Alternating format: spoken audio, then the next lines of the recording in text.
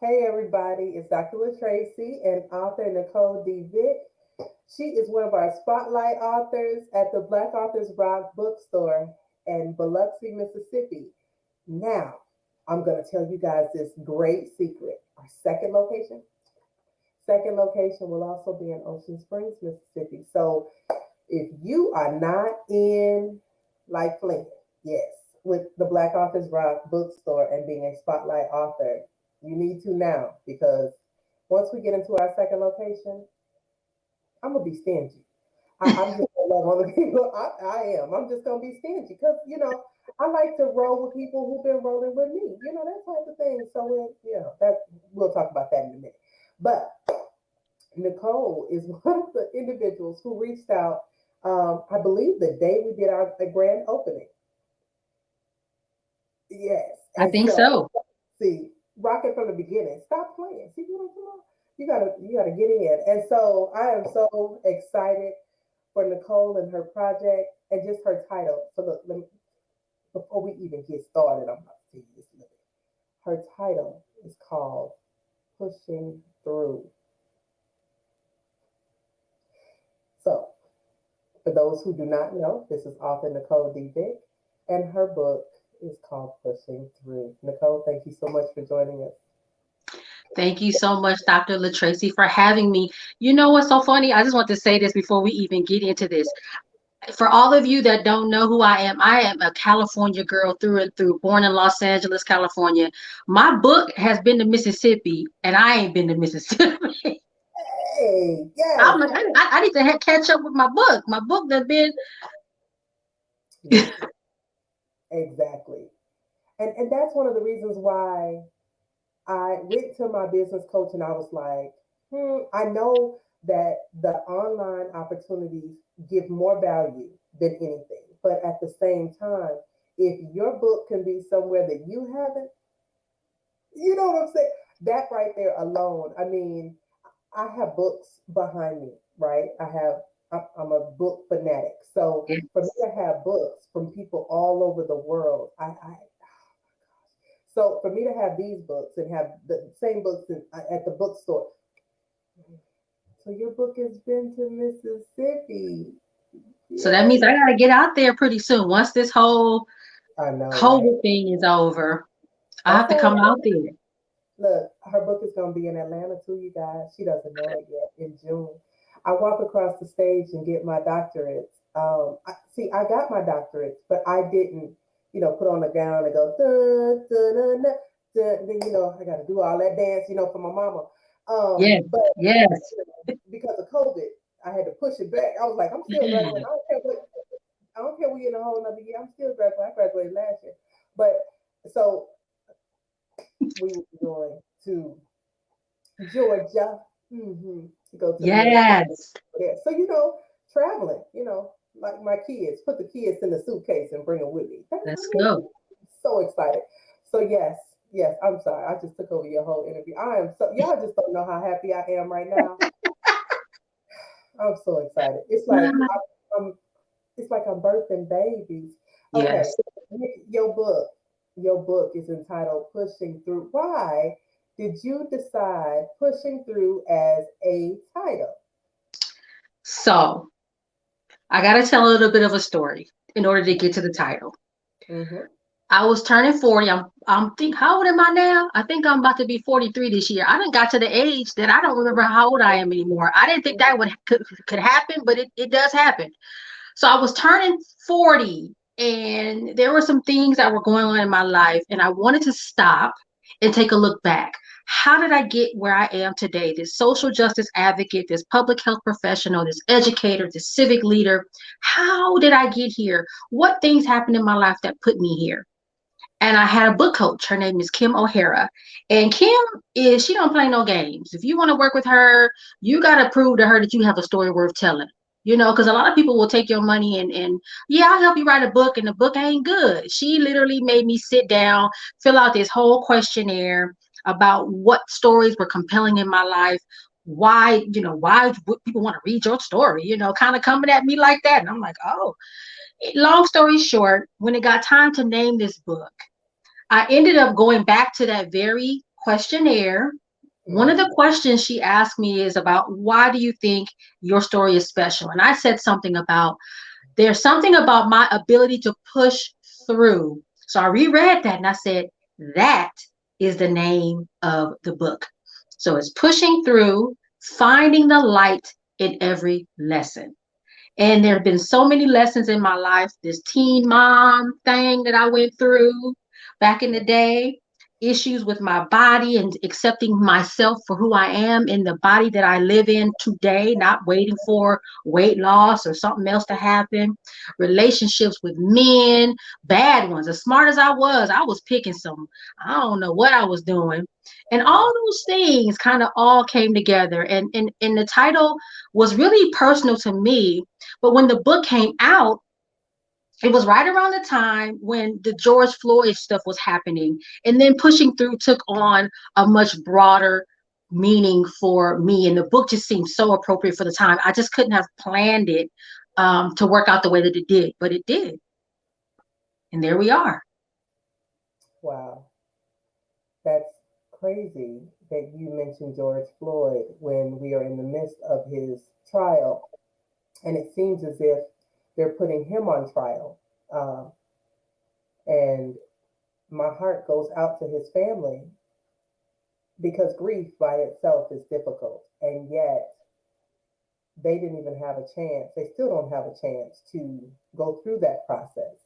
But Right. in the process that we go through, whether it is an actual death or a life experience or, um, you know, acceptance um, or lack thereof, all of those things are a part of pushing through. As you mentioned, as smart as we are, because I'm gonna make sure you're not by yourself in this number. Uh, I we have appreciate made, that. yes, we've made some decisions. We've attached ourselves to some people, places, and things that we weren't supposed to, and yet um, I can't say I wore the teenage mother hat, but what I can say is that my mother told me that if I'm gonna have sex, I need to get married, which meant I got married multiple times, changed my name multiple times in the process because I had to be married to have some sex. And so a lot of people have a story. Yes. And I mention part of mine only because I need you to know that you're not by yourself. Yeah. And everyone who is watching and who will be watching the replay, I need you to understand that the key lesson is pushing through. We don't always know how, we don't always know why, but there is a lesson in everything. Absolutely. She didn't know that when she was going through this process almost 3 years ago and being whooped up the wall and down the wall because she had to relive some of those things she didn't forgive herself for. Let's just say it like that. Um, that this book would end up halfway across the world um, because she decided to invest in herself, invest in her gifts, and invest in her talents. And I say all that to say in 2021, you must push through. With all of those things that I have just said, we as women, we as authors, we as parents, we sometimes don't feel like pushing through.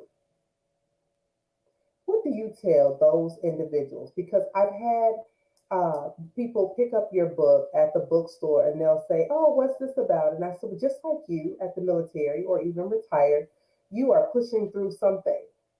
And they're like, I'm pushing through something. Now, one, her branding. Did y'all catch her book in the back and her earrings match her? Y'all better pay attention.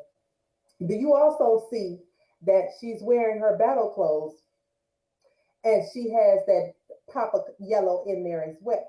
Mm-hmm. Yeah. So she was taught very well by Miss O'Hare because whenever you do anything, you must have your brand colors.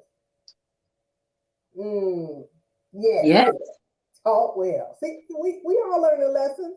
Whether you're watching this replay and you've written books or what, you like, man, I don't really know what to do or how to do. Y'all better learn some of these lessons right here, and then pick up the book. Pick up the book. Absolutely. Somebody taught me when you have or you doing an interview to put a candle behind you to create what they call field of vision. Yes, yes, the ambiance. Yes. Right. And I'm Mm-hmm, like, okay.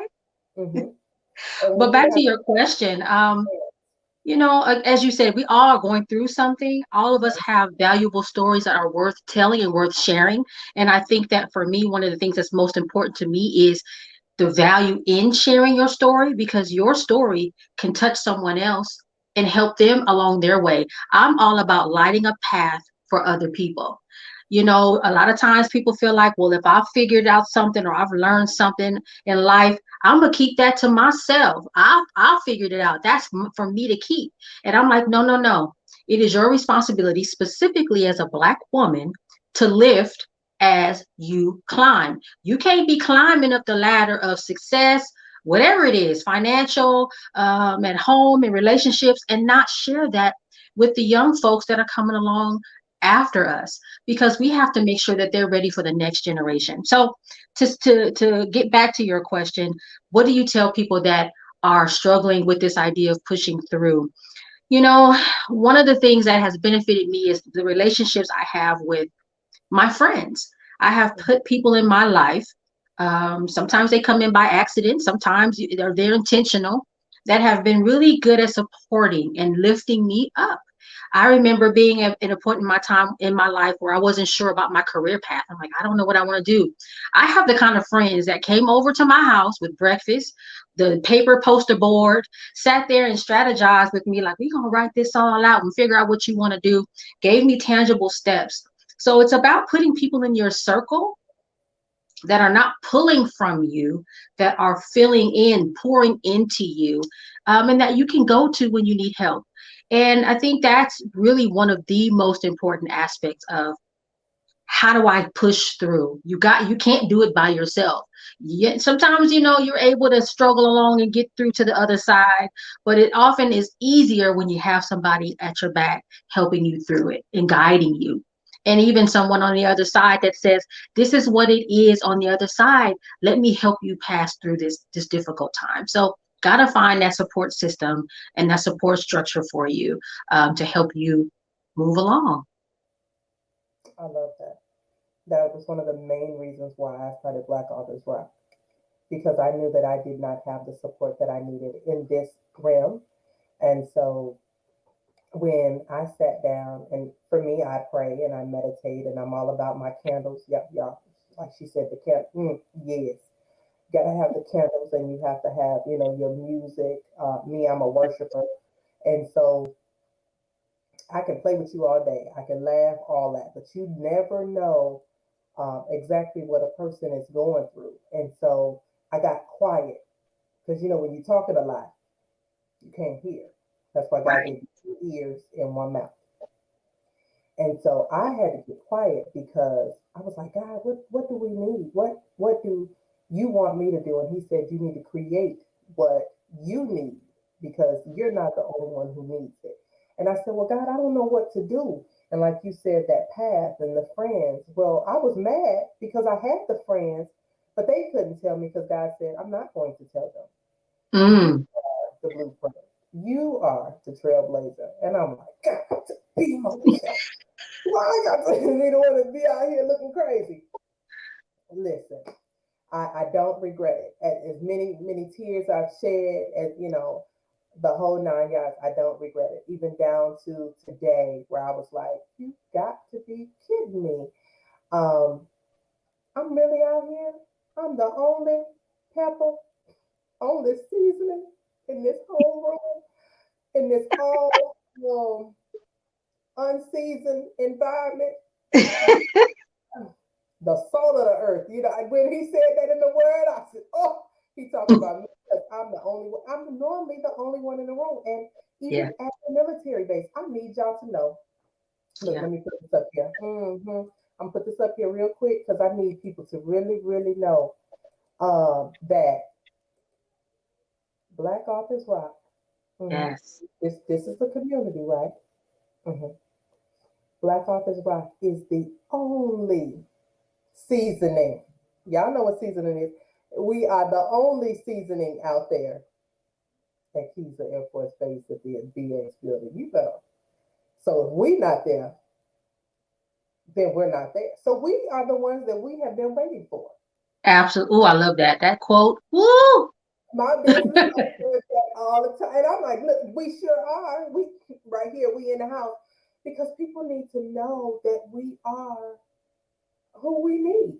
And so if God hadn't sent me from Minnesota to Mississippi to push through 10 years ago, then I wouldn't be in position for your book to be in Mississippi today. See? I've been trying to See? leave Mississippi every year for the last, I've been trying to leave, I want to say for the last 9 of these 10 years. And I promise you, God is like, Not yet. there, because you are the blueprint. You need to be there for the people. Yeah. These people don't even like me, Lord. What? I put Black Authors Rock in the news. So you saw your book. I sure did. I was like, y'all know I'm goofy. I was like, her book, she saw her book. I That saw made me feel so good.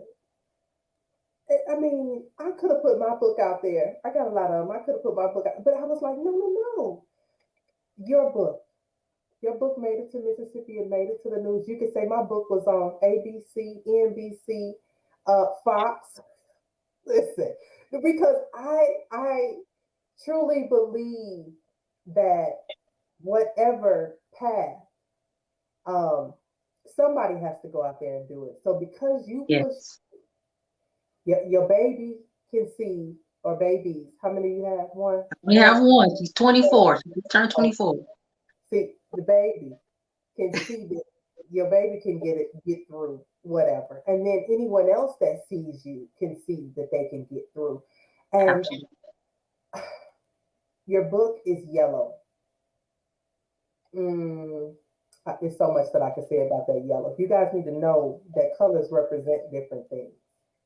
And as a writer, you have to know the background on everything. It is very intentional that I have red hair and red lips. I know Very, that's right. so I just need y'all to know. You know, there's one thing you had said about kind of going back to that quote. One of the things I also talk a lot about is this idea of us having everything we need and not having to wait for permission. And I'm sure you probably got a story to tell about that, where we have the power to change our lives, our communities. We don't have to be rich. We don't have to be, you know, fancy. And we don't have to wait for someone to say it's okay to do it. We often, especially as Black women, have the secret sauce and the power to make a lot of change. And I don't think we even realize how much power we have. I've done something so simple as start a pop-up shop full of Black women vendors literally in my backyard. I've done it for the last 2 years, of course, took a stop for COVID. But in that way, I have changed my community because I have taught the people that come here that our community has artisans and creatives that create beautiful quality products, and you do not have to go to Target. And I'm not shading Target. My point is that there are people in your community that can make beautiful gifts, t-shirts, all candles, all sorts of things. Spend your money in your neighborhood, recycle those dollars so that those dollars stay in your neighborhood. And just by me doing this little pop-up shop, nobody told me to do it. I didn't ask for permission. It was something I wanted to do, and I did it. And I think for me, it's important to help women, Black women, understand that there is so much in here and in here that we have. And if we sit and think about it, there's so much power that is in that we can do to change our communities, change the shape of our neighborhoods, change the relationships we have with each other. It would just be a tremendous, utopia just to see all of that happen. And I think sometimes we underestimate our power. So I just wanted to circle back to that because you said that, and I'm like, Yeah. yeah, because that's what I talk about all the time. That's funny that you say that. And I truly don't want to take away from your book. Uh, but I want to touch on the fact that our second location, we are the only. And my vision was to create an atmosphere for creatives in arts and entrepreneurship. And I went into the community a couple weeks ago and I said, hey, you guys, what do you want to see? What do you want? I want this experience, this atmosphere. You laugh because, listen, I said, what do you want? I want, I mean, besides just the bookstore being here, besides just teaching classes here, besides, I'm looking at a Love Jones type of atmosphere, Oh, wow. with the with the jazz playing and the food going and folks on stage and we got the music up on stage, people playing their instruments, and it's multicultural, not just black. And see, and that's what we get in Mississippi when they hear me say Black Authors Rock. I promise you, Black Authors Rock gonna be on all of the marketing, but they gonna hate, but it's okay because it's Mississippi. That's all right. But I I needed to know what we all wanted to create what we wanted. And so I'm so glad that you said the pop-up shop and things like that because I keep asking, what do you want? We can go ahead and create it. What do you want? And I know I love me some jazz. And you don't have to have alcohol to have you a good time. Drink at home if that's what you're gonna do. But Yep. you can come out, you can listen to some music, you can have some food. Y'all going out to eat anyways. You might as well wear your mask. Better yet, buy a Black Authors Rock mask. So we doing this, and so people are like, "What?" I mean, to have access. I said that last Saturday at the book signing for Tanya. You have access.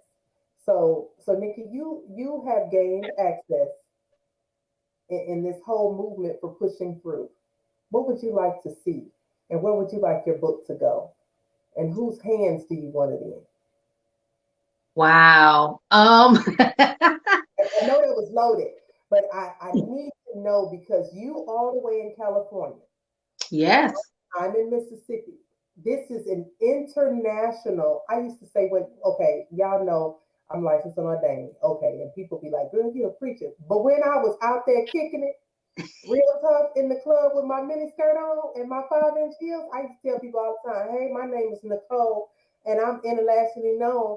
I used to joke about that. Now people are like, Nicole, That's so funny. and they're like, oh, and I'm like, I can't even say nothing. I just answer, you know, because I spoke that into existence. So I'm giving you an opportunity to speak that thing while it's being recorded Yes.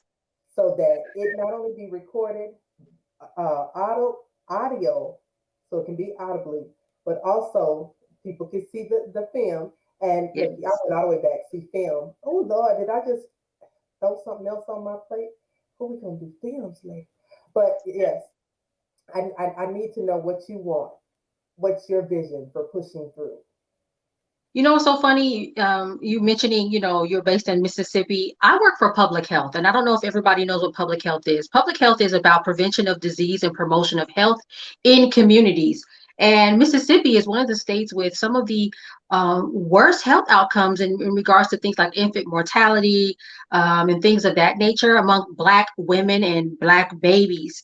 And so when you talk about Mississippi, for me, it's a special thing because my book not only is about my personal struggles with teen pregnancy and all the other things that I kind of touched on earlier, but I talk about my journey into social justice. And so when I think about a place like Mississippi and what I see from my professional sort of point of view, I think about I want this book to be in the hands of every Black woman in the state of Mississippi. And that's, of course, very, very specific, but that's one place where I feel like so they can understand what is happening in their neighborhoods, why it's happening, how to change it, and give some inspiration. I remember speaking to a woman that had a podcast that was focused on graduate students, and she said, I'm so encouraged because you are showing me what's possible.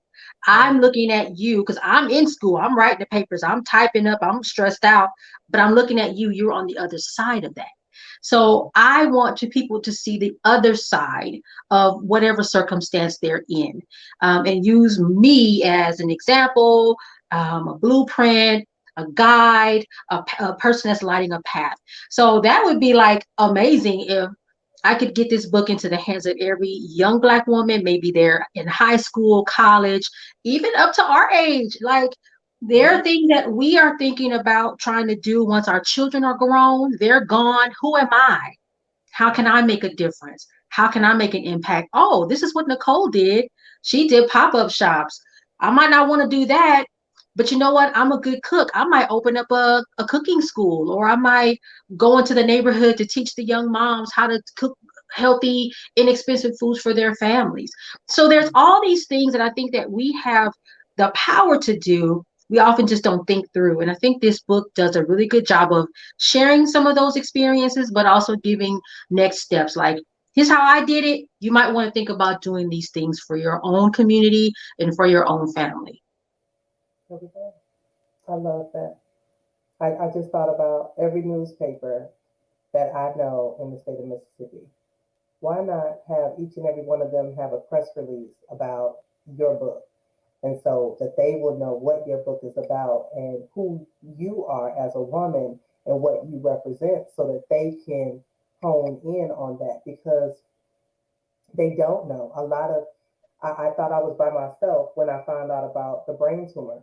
And a lot of women of color don't know that the extra hair, that you receive on your chin and on your neck and stuff like that, that is a lack of knowledge, because we don't know. We think, oh, okay, we just getting old, this hair coming up under here. But no, it is an increase of hormone, Yes. and they don't know that. And the doctor's not going to tell you. And with the increase of hormone, you may think, oh, I'm just horny. Oh, okay. Well, that may be the case. Right. You know, But but you have to really look at it. What is the cause, the root cause of that issue? Is it that you have an increase in prolactin? mhm, They won't even do that test unless you ask when it's time for you to go and get your annual test. If you don't request an STD test, they won't give it. They give you the right. standard AIDS, HIV. And that's That's it. it. Yeah.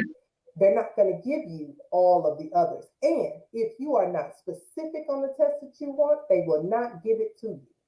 If Yeah. you do not say your A1Cs and all, that it's not required. It doesn't matter what your insurance is, whether it's a paid insurance or state insurance. So Mississippi has, and I know it's just not Mississippi because I'm from Minnesota, Yeah. and so um, to know those things is because I've had those conversations. So when my daughter was 6, and I went to the doctor because I was lactating, and I went there and I said, "Well, my child is 6. I don't have a newborn. Why am I lactating?" They were Yeah. like, "Oh, well, it's because of X, Y, and Z. You need to go see an endocrinologist." And I'm like, "See, if I didn't come and tell you, then you would not have even made that check, or you would not have taken that blood." And so, as a Black person, we don't know how to push through. Black males, they really don't want to go to the doctor. No. Um, and I know that your book is not primarily about that, but truly, to know your story and to know your background, it's vital, because people don't understand, as an author, you have a brand story. And so that's your brand story. And Yes. people don't buy your book because it's your book. They can care less. Half the time they get a book and don't even read it. They Right. will get a book because of who you are and your personal story. So I commend you for walking that out. Absolutely. I think it's so important for our community specifically to understand that there are so many things that are working against us. And I know a lot of us know that. We know that to a certain extent, but when you really need to have it explained to you, like, this is really how this works. And I can, I teach public health for a living in addition to my regular day job. So I talk to undergrad students about this stuff all the time. But to be able to draw those lines and those connections and connect the dots for a lot of people, it's like, what in the world? So you just touched on a couple of things that I talk a lot about in my job. You talked about implicit bias. your physician deciding that, well, this Black person sitting in front of me, they ain't got no money or insurance, so I'm not going to even, mention this particular study. Why would I? They're not going to be able to afford it. Or, well, if I use these medical terms, they're not going to understand me anyway, so I'll just tell them they're fine. That's implicit bias, and it happens a lot. You talked about hormones and hair growth and things like that. A lot of people of color, Black people specifically, live in communities that have a lot of environmental racism. Why is the toxic waste dump over here? Why is the car repair shop with all the toxic chemicals in the paint and all that stuff? Why is that near where all these homes are and these children are? So that's a whole, girl, we can be on here for 2 hours. That's a whole other conversation, but it's important for people to understand. And I spend my life trying to help people understand that all the time. Even this pandemic, how the pandemic played out. Okay, we're gonna have to look. We got to turn that off and then come back. Okay. Yes, because people don't understand for the pandemic to happen the way that it happened, and for um, the quick turnaround of the vaccination, and the fact that even the negative feedback of getting medical care, yet the vaccination came up and it was available for free. Somebody need to pay attention. So but we're not talking about that right now. That's part two of the conversation. Y'all gonna have to come back and have this conversation with us later because I do have my opinion. But right now, we are all about Black authors and how we rock. Because the thing is that as a Black author, we have a story. And the old saying is, if you want to hide something from a Black person, hide it in a book. Mm, no, we have a voice, and we need to start using it. Absolutely. Absolutely. Someone told me a while ago, and I didn't believe it, but I believe it now. Not that I didn't believe it. I'll say I had my doubts. Mhm. I was in a workshop on writing, and the guy said to me, Black man, he's written several books, and he said, you know who buys books most? Black women. And I was like, wow, really? And again, not that I didn't believe him, I just was like, oh, wow. I started, as I read this book, going into these Facebook groups on Black women read and Black women read books too. Black women read books, will buy book upon book. You will be amazed. And I said, he was not telling a lie. Yeah, We really do read a lot. And over and above what I thought, because I'm actually quite busy. I don't have a lot of time to read, but I have seen Kindle, all the women will stack up their books. We really do read. So I'm glad that we're starting to dispel that myth of, oh, we don't read. If you want to hide something, put it in a book. It's a lot of us that read, and a lot of us are writing more than we did before. So it's a new day, and it's time to kind of let those old myths go because they're not true. that is so true. So true. I mean, we have over 2,700 individuals in our community. Our numbers are very low for men, but I will say that women not only write, but we also purchase books. Both, and because we're busy, we don't always have time for a book that's 200 and 300 pages. Right. So, for those who are writing, write it short and sweet, to the That's point, no what fluff. it is. Yes, just like that. Short, sweet, straight to the point. Get it in. Yes, it doesn't have to be all long. It really doesn't, because we're going to support you anyway. And in that way, see, I can write part two because see that one was short, and then I can tell the rest of it later. Yeah, okay, come on, part two. Y'all see that? All right, so look, let me show y'all closer. Uh, yeah, Yes, let me take this banner off. All right, awesome. so here is the link for you to go ahead and purchase Nicole's book. It is available at the Black Authors Rock bookstore. It is available online. It is available. I need you all to know if you order this book, you can have it shipped to you. This book needs to be in every household internationally. And I mean that. So you see this book, it's a number one best-selling author. Order your book today. All right, Miss Nicole, anything you want to tell? I love the smile. I love the smile. It's like, yes, I did it. Yes, I know I made it. Yes, that's what I'm talking about. Yes, it's been an amazing journey. Let me tell you, I Googled the title of my book and I saw it pop up on a website in Australia. And I was like, hold on now. You talking about the real Australia, the Australia that's like way on the other side? The kangaroo, get it over there. Yes, You're right. yes.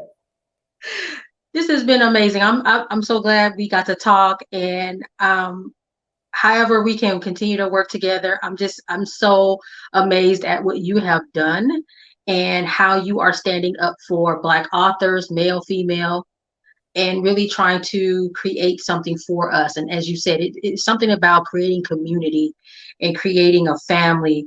Um, it's valuable. It's so important for us more than ever, I think. And I'm just really happy that I had the chance to speak with you and share my story, talk a little bit about me, and also talk a little bit about the book. I mean, yeah, as you said, please pick up a copy, all of you that are watching. And yeah, That's what we're gonna do. And we're gonna continue to share it. You guys are gonna be like, I'm so tired of her telling us all about Nicole and her book and everything. And I don't care. Now I don't care. I've been blocked and put out of more places. Yeah, that I'm good for it.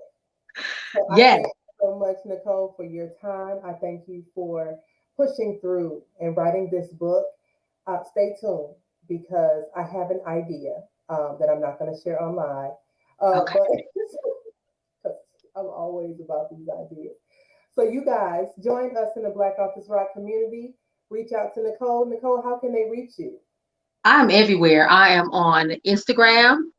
And my Instagram is Nicole D. Vick. So everything is my name. Facebook, same thing. I have a Facebook page, Nicole D. Vick, author, of course. I'm on LinkedIn. I have a website, www.nicoledvick.com. Just type my name in, you'll find me. And I love talking to folks. So if you just want to send me a DM or message, I'm always in there talking to people. So please stop by. Would love to hear from you. Awesome. So thank you so much for your time. You guys reach out to Nicole. You also connect with Black Office Rock. Anything that we can do to support you. Excuse me. We are not. We celebrate ourselves. And I would just leave it like that because I have had lots and lots of questions. People are like, "Oh, you're racist." No, it's not racist to celebrate yourself. No, Celebrate yourself. I don't care if you're big, tall, small. It doesn't matter. Black, green, or purple. Celebrate yourself and your own accomplishments. We're doing it. So you can either join us because we're going to continue this cycle. You know what I'm saying? So I love y'all. Thank you so much for rocking with us, and we will definitely be in touch.